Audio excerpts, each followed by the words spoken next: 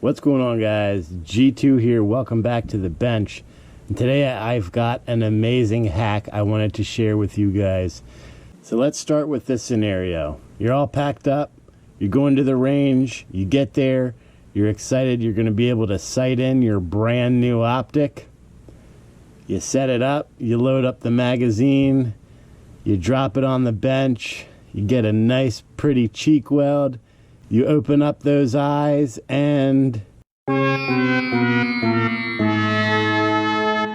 crooked as a DC politician. Well, what if I told you that there is a way for you to fix this in the field? Boom. GI mags. Now, I know you probably are saying, those suck. I only use Magpoles. Well, here's why you should use GIs, okay? One, because they have worked for decades. Yes, polymers are great, but the little hack that you can do with these old trusty bad boys is amazing. So, we start with a very simple thing. Take off the floor plate, okay? We're gonna take the floor plate off. All right, and we got our spring and follower and all that stuff. But this is what we want. We want this little square piece of metal right here, okay? And this is going to replace this or this. You don't need any of this stuff. If you're stuck with a canted scope and you want to get it level, it's really this easy. Let me show you how to do it. Your first step in this process is going to be loosening up the Allen or hex bolts that are around your scope, because you're going to have to be able to twist it. So I hope you guys appreciate this. I'm ruining a perfectly level scope to show you something here. Just kidding. Good Lord. Where's the freaking wrench I need? Mother of Jesus. Unloosen all of these. Fast forward through this. Okay, so now we've got this where we can rotate and move our scope within our scope rings. Okay, that's what we want first start. So let me bring you down to my level and show you what we got going on down here. Okay, so here we are. We are at the level of our rifle. Let's bring it a little closer here so you can see. Now, this is going to work with almost every scope. Sometimes it may not work, okay, but here's the principle. So you may find that your gap is bigger, your gap is smaller, and you will have to adapt accordingly, but the principle and the theory remains the same. On the bottom of your scope, usually you will have a flat base, okay? Now the key to getting your reticle level is having your gun level to begin with. If your gun isn't level, then your reticle is not going to be level, and it's kind of a cat and mouse, catch a greasy pig kind of thing that you've got going on. But using this principle is foolproof.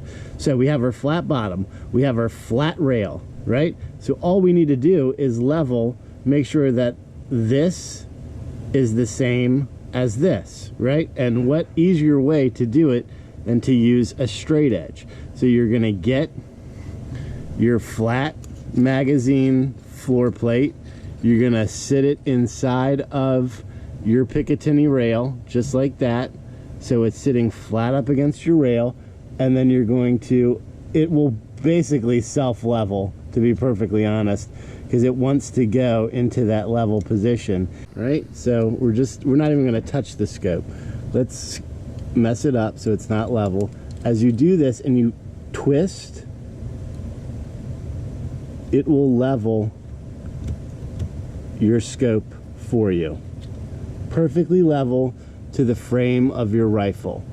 And ladies and gentlemen, that is how you can level your scope when you're in the field using nothing more than an old GI mag and a floor plate.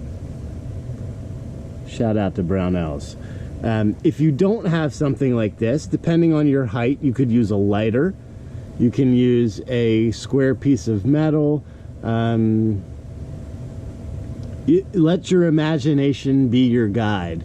But this to me is, you know, this is square, this is straight, and it just makes this so simple and so easy. So simple, but yet it's like, you know, why are we messing around with levels and all this other stuff when you just use simple geometry to take care of a problem for you? So guys, I hope this helped you out.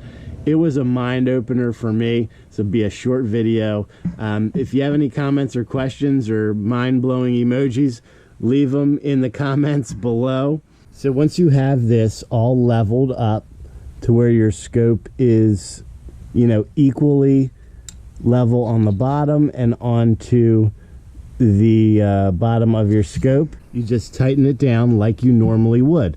Okay, so in the field again, you've got it all level. You're just going to grab your torque wrench. You're going to start on one side, or your Allen wrench, excuse me, and just tighten it up slowly. You don't want to tighten all one side first. Those spaces need to be even. You want to be torquing this somewhere in the neighborhood of 15 to 18 inch-pounds, and you most likely will not have a torque wrench out there in the field with you. You should have your Allen wrench. You should have all of your pieces to be able to operate your rifle, either in the grip or somewhere on your person, so you can switch out and swap as needed. So what I like to do is I will never tighten this way. I will use the small end here and then just tighten it down until it's like, you know, until it's tight. So as tight as you can get it this way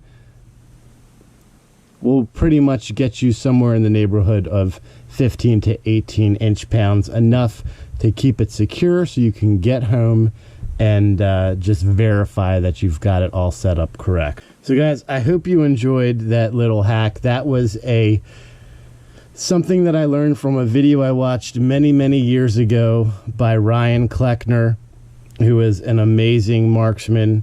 I think he was actually he was a sniper instructor, and he mentioned that he uses that when he levels his rifle. So we took it one step further, and I wanted to give you something that you could use in the field. He had a specific piece of metal that he would use, but we may not have that luxury. You may be stuck with a mag, or maybe a lighter, or something like that you're gonna have to improvise and use. That's the theory. I'll leave the practical application and the execution to you now that you know the basics. So until next time, make sure that you're practicing safe weapons handling at all times and treating every weapon as if it was loaded. God bless America. G2 out.